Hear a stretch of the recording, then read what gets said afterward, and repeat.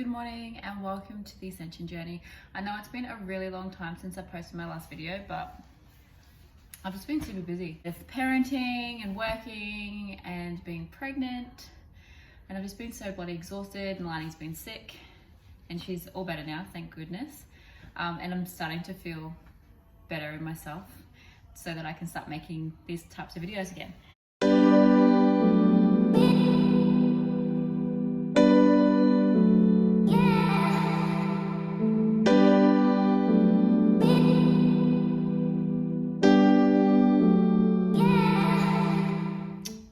First of all, I'd like to say a big thank you to all of you beautiful people who reached out and sent me messages of love and support in regards to my last post about domestic violence and my experiences with it. That post has been seen by over 11,000 people now. It's been shared a lot of people have commented, a lot of people have messaged me.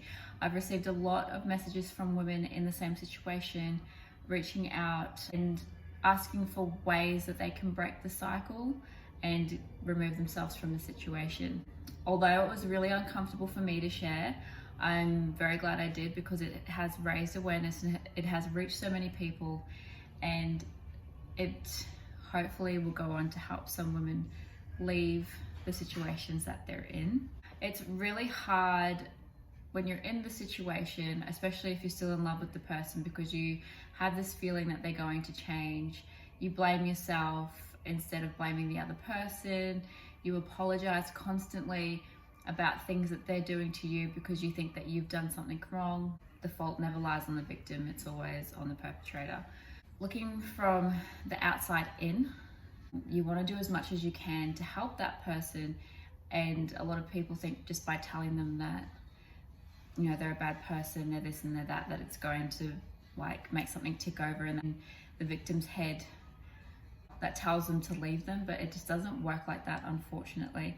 A lot of people are too scared to leave the situation. There's a lot of threats, and as we've seen in the media, a lot of women have been killed by trying to leave the situation. The biggest thing that you can do to help someone who is in a domestic violence situation is to just not give up on them. Don't just abandon them. Even if they've asked you to, just leave them alone. Even if they've tried to end your friendship, I can guarantee you they don't want to end that friendship at all.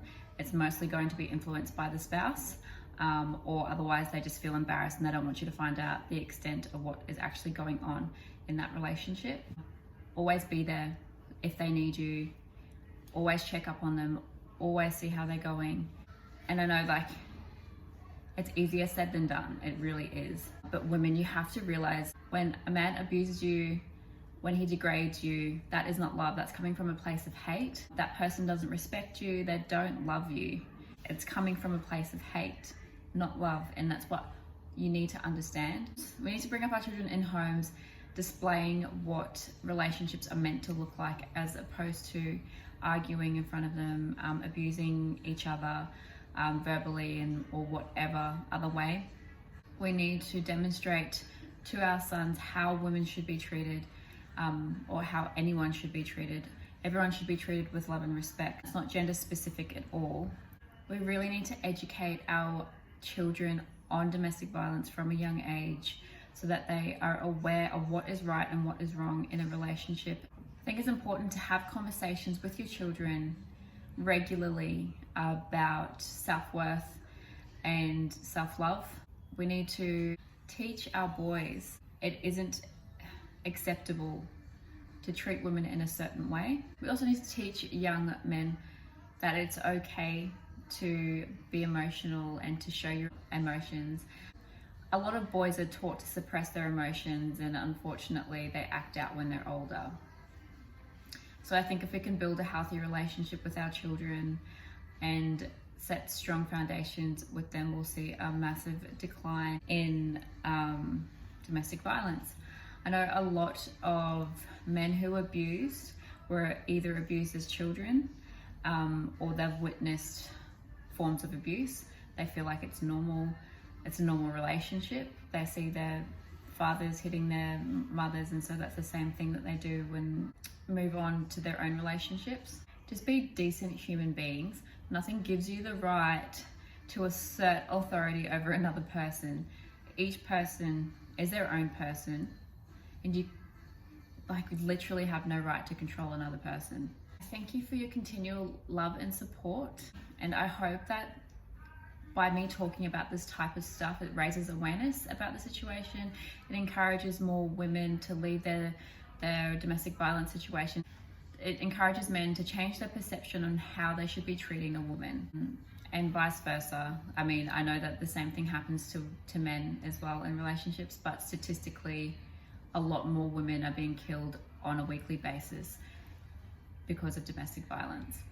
So I'm not being biased at all, but that's just the statistics speaking. I think we should just all learn to treat everyone with love and respect, and come from a place of love when you are approaching another person. The mentality around relationships itself needs to change, and we need to be displaying healthy relationships to our children. It starts within the home. So,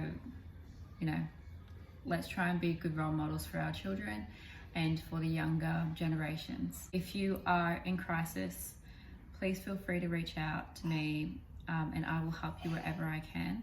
I appreciate all the women who have reached out to me so far and have trusted me with their life stories. I hope that you find yourself out of that situation. And men, you really need to do better. Yeah. Until next time.